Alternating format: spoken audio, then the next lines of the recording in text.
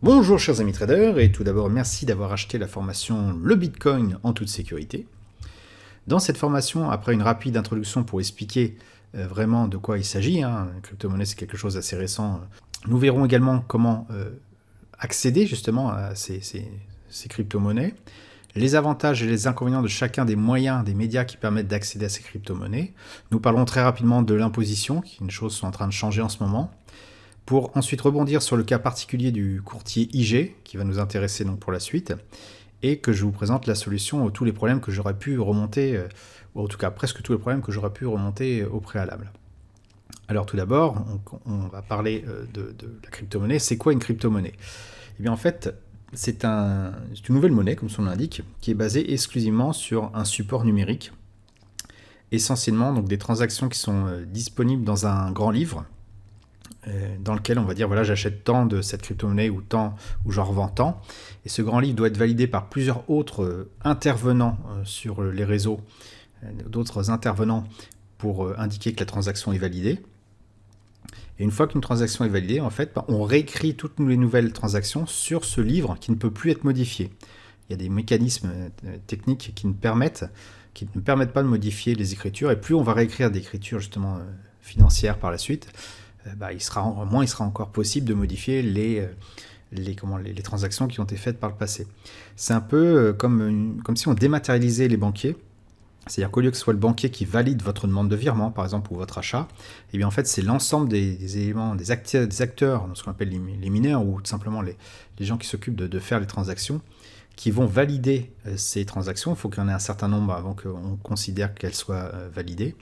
Et dans la mesure où cet échange est public, n'importe qui peut consulter effectivement que vous avez fait un échange, une transaction d'achat ou de vente justement sur ce fameux livre. Et une fois que ce livre va se balader, il est beaucoup plus difficile, je dirais, de pouvoir le modifier en même temps, puisqu'il y a tout l'historique qu'il faudrait remodifier. Comme ça se passe de manière très très rapide, et bien en fait, on certifie que la transaction a eu lieu. Les banquiers n'ont donc plus vraiment lieu d'exister, si on regarde bien avec ces crypto-monnaies, puisque l'idée, c'est de s'en affranchir, et ainsi déjà de réduire les coûts de transaction dans la mesure où les banquiers n'ont plus le monopole là-dessus.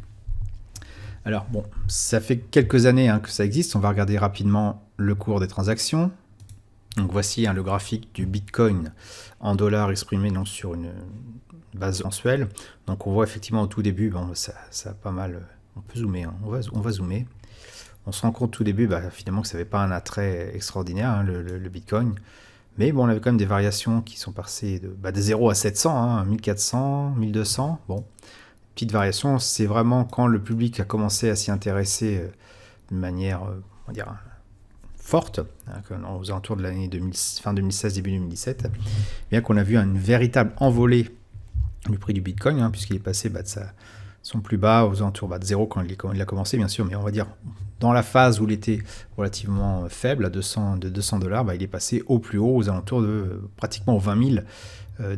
Donc multiplié par 100, on peut s'imaginer qu'il y a vraiment un intérêt à trader ce type d'actifs.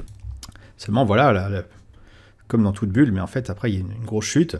C'est reparti après, on a une nouvelle baisse. Là, c'est en train de repartir plutôt en mode bulle, effectivement, aussi. Donc bon, on peut effectivement se poser la question, est-ce que c'est pas le moment de retourner en position? Oui, mais voilà, ce n'est pas si simple que ça. Pourquoi? Eh bien, en fait, si on regarde bien, après avoir vu l'historique des cours, il y a plusieurs moyens d'accéder aux crypto-monnaies. La crypto-monnaie, comme son nom l'indique, c'est quelque chose de complètement dématérialisé. C'est pas de l'argent physique, du papier ou quelque chose d'autre. Et donc, il faut passer par des plateformes d'achat et de revente. Ou en tout cas, des plateformes dédiées pour faire ce type de transaction. Donc, il y a d'abord les plateformes d'achat-revente. La plus connue, c'est Coinbase, qui permet effectivement d'échanger ses euros contre du Bitcoin et vice-versa. Vous avez également des plateformes de courtage, donc Kraken et Bitfinex sont les plus connus. Là, c'est pareil, on échange de l'euro contre du Bitcoin. Disons que dans la différence par rapport aux plateformes d'achat et de revente, c'est que Coinbase va vous fournir ces bitcoins sous forme numérique. Donc vous pouvez les stocker chez vous sous un ledger. Un ledger, c'est une espèce de portefeuille numérique sécurisé, plus ou moins sécurisé. Vous en avez qui sont sous forme de programme informatique, d'autres sous forme comme une espèce de clé USB, on appelle ça un token. Alors que, par exemple, pour Kraken, en fait, c'est Kraken qui va supporter, qui va héberger vos bitcoins. L'autre possibilité pour investir dans les cryptos, c'est de passer par les produits dérivés. Donc, on a les actions. Donc, la plus connue, c'est The Blockchain GP, nom de code ALTBG. Il y a également Bitcoin Group SEO N, ticker, donc c'est le ADE. Ce sont deux actions qui sont cotées donc, en euros qu'on peut acquérir. Donc, on peut regarder si vous voulez. Donc voici The Blockchain GP. Donc voilà, évidemment, alors le cours est complètement différent. On n'est pas dans les 20 000. Si je me mets sur une base mensuelle, on voit que c'est un actif qui n'est pas vraiment corrélé avec la blockchain, puisque là, c'est en forte descente depuis 2014, mais on ne retrouve pas forcément la superbe hausse que l'on rencontre en ce moment. Donc bon, ça reste quand même une action qui a un lien avec le Bitcoin, mais pas forcément de la manière qu'on voudrait. On a en revanche le Bitcoin Group SEO qui est un petit peu plus, voilà, la courbe ressemble un peu plus à ce qui s'est passé en termes d'évolution Bitcoin. Moi, je la trouve plus intéressante. Encore que là, c'est pareil, on voit que c'est plutôt flat ici sur une base mensuelle. Alors, on va comparer ce qui est comparable, on va se mettre sur une base semaine. On voit que c'est quand même plutôt flat. Alors que si on regarde le vrai cours de Bitcoin, on voit que là, sur une base up, comparons ce qui est comparable, une base hebdo, eh bien, on voit quand même que c'est en train de monter, ce qui n'est pas le cas de l'action en question. Donc bon, il faut quand même, c'est pas forcément le meilleur investissement, le meilleur moyen pour investir. L'autre solution, c'est ce qu'on appelle les CFD sur les crypto-monnaies. Donc c'est IG qui fait ça. Hop, voilà le cours, c'est ce qu'on a vu juste avant. Et donc on retrouve tous les avantages, je dirais, des CFD, c'est que c'est sur un marché régulé, on a de la liquidité, on se rapproche vraiment du prix du cours du Bitcoin. Et donc on va pouvoir intervenir dessus de manière peut-être un peu plus sereine. Quels sont les avantages et inconvénients de chacun de ces différents médias ?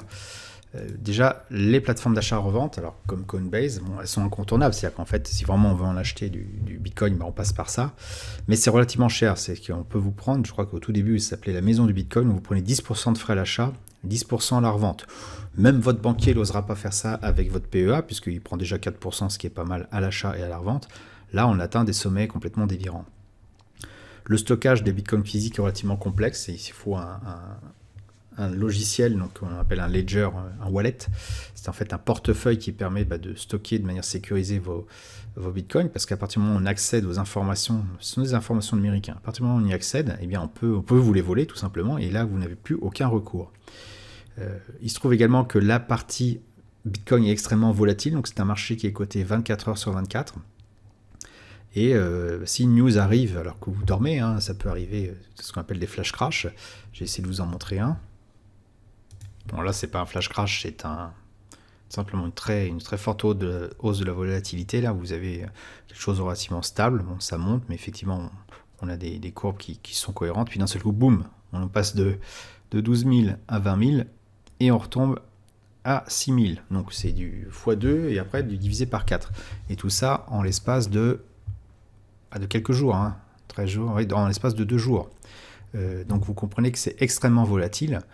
Et si vous n'êtes pas tout le temps devant vos écrans, en tout cas pour le Bitcoin, eh bien vous risquez tout simplement de vous faire balader émotionnellement. Donc c'est quelque chose qui est relativement complexe à trader.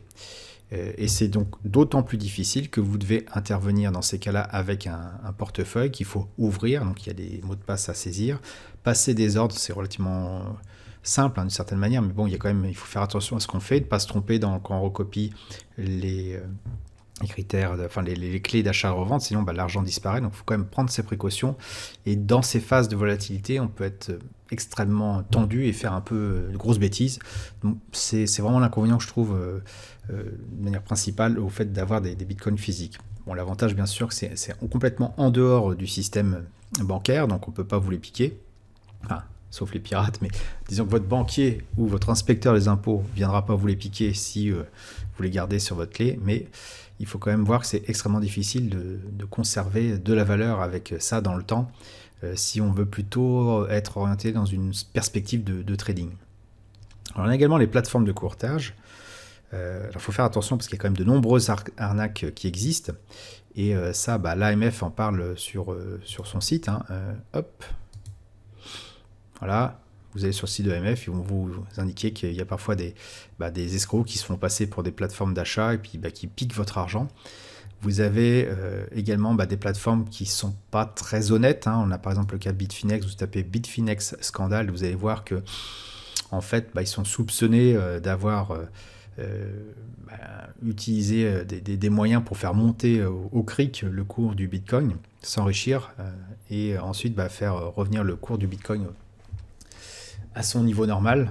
En l'occurrence, c'était plutôt ce qu'ils appelaient les Tether, c'est une autre alt-monnaie, crypto-monnaie. Donc vous voyez, c'est la tentation, je dirais, un petit peu de l'argent facile. On risque d'avoir ce type d'arnaque, soit que ce soit des courriers fantômes qui n'existent pas, ou vraiment n'existent pas, ou bien des escroqueries larvées. Il y a également une autre façon d'investir, donc c'est les produits dérivés. Alors soit les actions, on a vu juste à présent que elles n'étaient pas forcément corrélées par rapport à l'évolution du prix.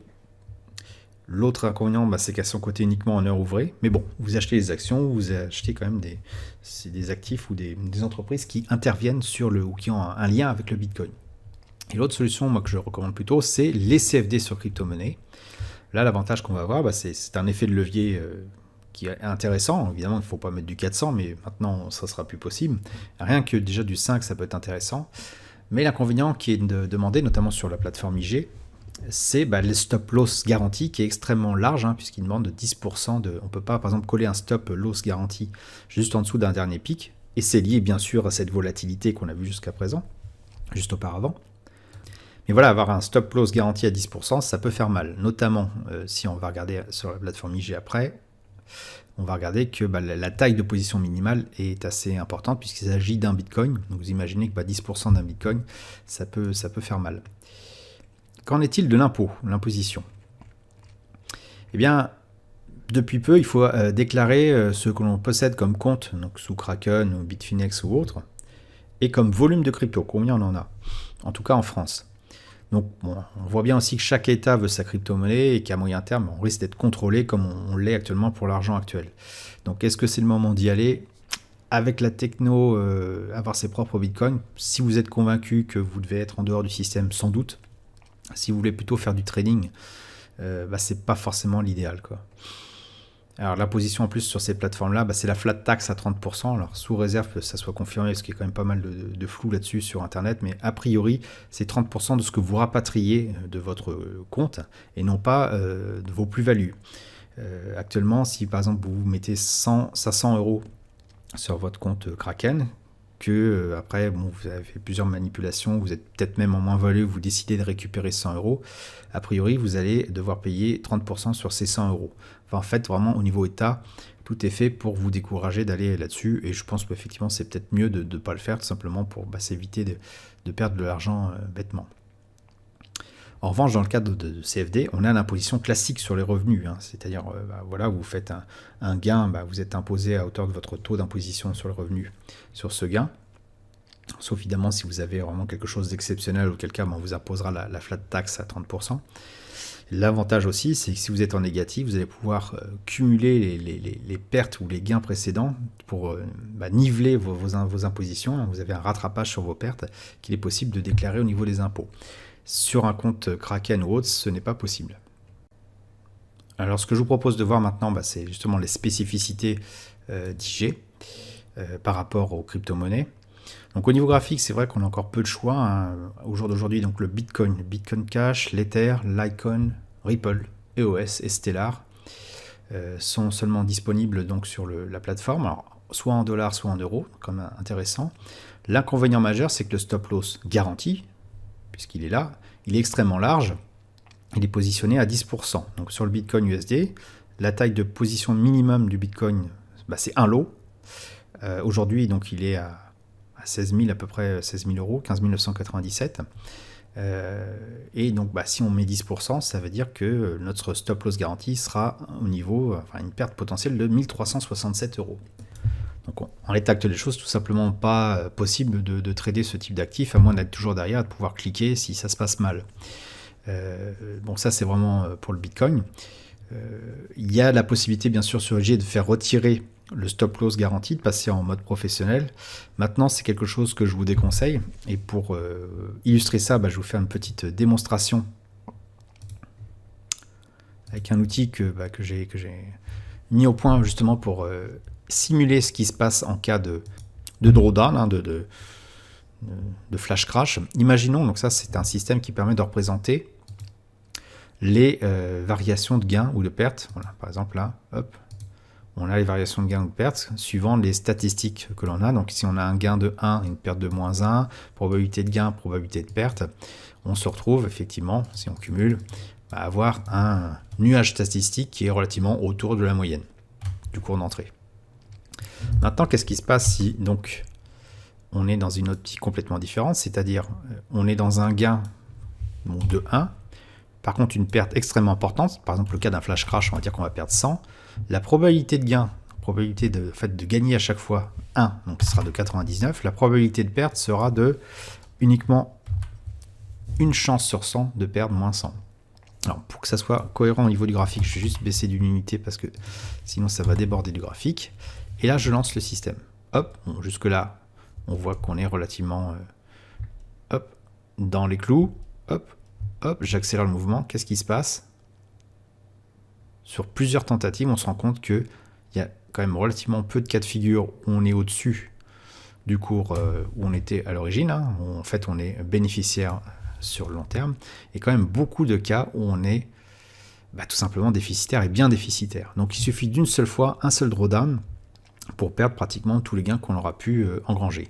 Qu'est-ce que ça signifie? Ça signifie que retirer le stop loss garanti, c'est pas du tout une bonne idée. Et donc, il va falloir voir comment on peut intervenir autrement et voir comment on peut diminuer ce risque de 1367 € qui est tout simplement énorme. Alors, pour arriver à résoudre ce problème, en fait, il y a une possibilité, c'est IG donc, qui propose ça, c'est la possibilité d'utiliser MetaTrader 4 sur votre panel de tableau de bord plutôt. Vous avez la possibilité de souscrire une option MetaTrader 4, donc c'est un compte différent qu'il faudra alimenter. Et là-dessus, on a la possibilité de prendre seulement 0,01 lot en taille minimum pour le Bitcoin, ce qui ramènerait donc notre risque aux alentours de 15 € maximum, en tout cas au cours d'aujourd'hui. Donc on va regarder ça tout de suite. Voilà comment ça se présente. Donc on retrouve les graphiques avec le fond noir caractéristique, mais ça c'est des choses qu'on peut changer. Et on voit effectivement qu'on a la possibilité de passer 0,01 Bitcoin en ordre, ce qui est quand même beaucoup plus acceptable. Donc le stop loss garanti, lui, il sera toujours là à 10%. Il va vraiment vous servir en cas de flash crash. Alors bien sûr, un risque de 15 € pour un flash crash, c'est quand même plus acceptable qu'un risque de 1500 €. Et rien n'empêche effectivement d'utiliser, grâce à la puissance de MetaTrader 4, un robot qui va vous permettre d'avoir un deuxième stop loss plus proche, qui sera exécuté justement par ce robot si le prix devait atteindre ce niveau. Donc la solution à tous ces problèmes, c'est effectivement d'utiliser MetaTrader 4 sur IG avec un expert, un robot advisor pour suivre la position. Ça a quand même un inconvénient, ce système-là, au-delà du fait qu'il faille ouvrir un compte IG CFD sur MetaTrader 4 et l'alimenter, puisque c'est un compte à part, il faut surtout avoir un ordinateur dédié et allumé en permanence. Un simple Windows 10 suffit largement, il n'y a pas de souci. Il sera allumé en permanence pendant le trade. Donc moi, ce que je recommande, c'est une machine virtuelle. Alors ça, des machines virtuelles, on en a simplement sur, par exemple, OVH. Voilà, vous tapez donc sur OVH Cloud, les serveurs privés virtuels. Et vous avez le premier prix à 4 €. Bon, on va dire TTC plutôt à pratiquement à 6 € par mois. Avec une machine pas forcément extraordinaire, 40 Go de disque dur, ça suffit pour installer le client MetaTrader 4. Un petit peu de sécurité quand même. Il faut quand même un antivirus. Le processeur n'a pas besoin d'être extraordinairement puissant, ce qui est plutôt important, c'est la bande passante. Alors 250 mégabits, ça le fait largement. Et donc vous allez pouvoir commander cette machine-là, installer Windows 10 dessus, installer le client IG qu'on a vu juste auparavant, celui-ci, et donc installer le robot, comme on va le voir dans quelques instants dans la procédure d'installation et de mise en œuvre du robot pour acheter le Bitcoin en toute sécurité. Alors il y a un autre point à rajouter effectivement, c'est qu'à ce jour sous MetaTrader 4, on ne peut trader chez IG que le Bitcoin en dollars, l'Ethereum en dollars, le Litecoin en dollars et le Ripple en dollars. Ça changera certainement par la suite, mais il y a moins de crypto disponibles sous MetaTrader 4 que sous l'interface graphique d'IG. Donc à tout de suite sur la vidéo d'installation et de mise en œuvre du robot.